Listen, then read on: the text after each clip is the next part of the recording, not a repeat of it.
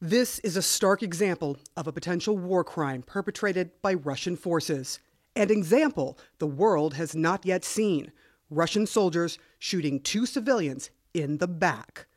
CNN obtained the surveillance video taken from this vehicle dealership that sits along the main highway to Kyiv. The video is from the beginning of the war, as Russians tried and failed to shell their way to the capital. The fight along this road was clearly fierce. But what happened outside this business was not a battle between soldiers or even soldiers and armed civilians. It was a cowardly, cold-blooded killing of unarmed men by Russian forces.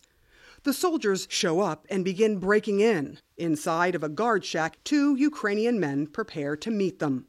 We track down the men's identities. One is the owner of the business, whose family did not want him named. The other was hired to guard it.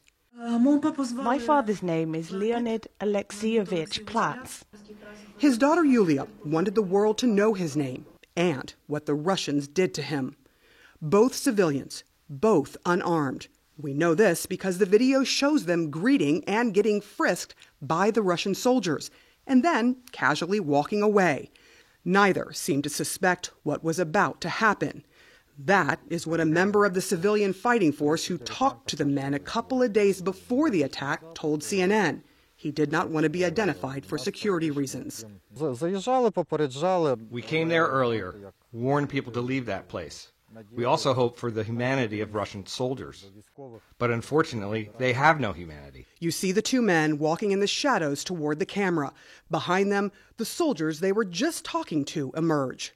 A few more steps, and their bodies drop to the ground. Dust shoots up from the bullets hitting the pavement. The soldiers have opened fire. Minutes later, the guard, Leonid, gets up, limping but alive.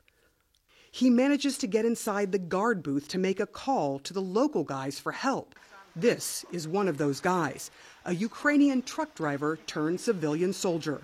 First of all, we felt a big responsibility. We knew we should go there because a man needed our help. He was still alive. He's the commander of a ragtag team of civilians who took up arms to fight for Ukraine and tried to save the men.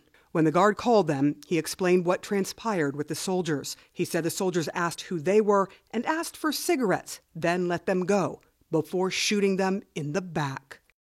When his men finally got to Leonid, he had lost massive amounts of blood. One man from our group went there, and the guy was still alive. He gave him bandages, tried to perform first aid, but the Russians started shooting. They tried to fight back, but were unsuccessful. They didn't have the firepower to save their countrymen. Yulia, have you seen the video? I can't watch it now. I will save it to the cloud and leave it for my grandchildren and children. They should know about this crime and always remember who our neighbors are.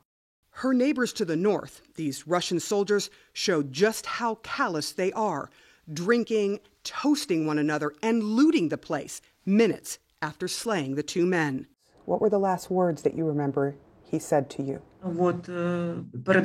Bye-bye, kisses, say hello to your boys. Her boys will be left with a terrible, lasting memory, the death of their grandfather, now being investigated as a war crime by prosecutors.